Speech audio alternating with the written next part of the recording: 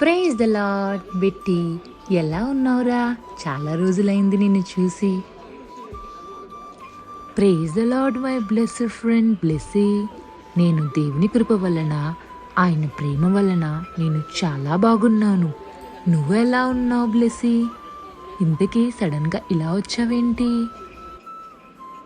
నాకున్న ఒకే ఫ్రెండ్ నువ్వే కదరా. నేను చూడాలనిపించింది, అందుకే నీకు కాల్ చేసి రమ్మని చెప్పా. దేవుడు ఎప్పటికీ ఒంటరిగా విడిచిపెట్టరు కదరా. నన్ను కూడా యేసయ్య ఒంటరిగా విడిచిపెట్టలేదు.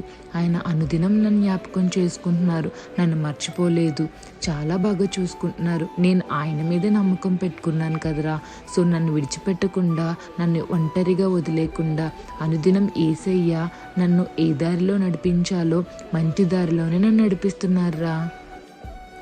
అవును బ్లెస్సీ, మనుషులు మన ప్రాబ్లమ్స్ని, మన పెయిన్స్ని సరిగ్గా అర్థం చేసుకోరు, కానీ యేసయ్య చాలా బాగా అర్థం చేసుకుంటారు.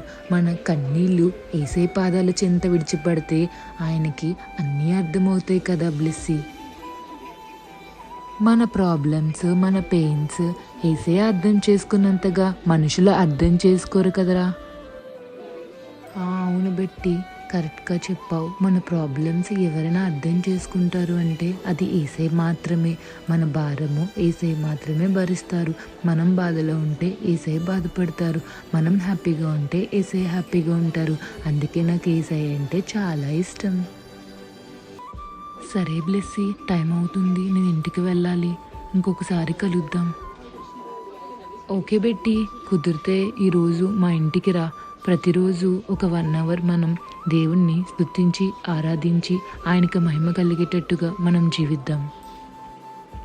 Okay Blessy, praise the Lord, shalom, hallelujah, Jesus loves us so much. Praise the Lord Betty, shalom, hallelujah, Jesus loves us so much. Take care, bye నాన్న.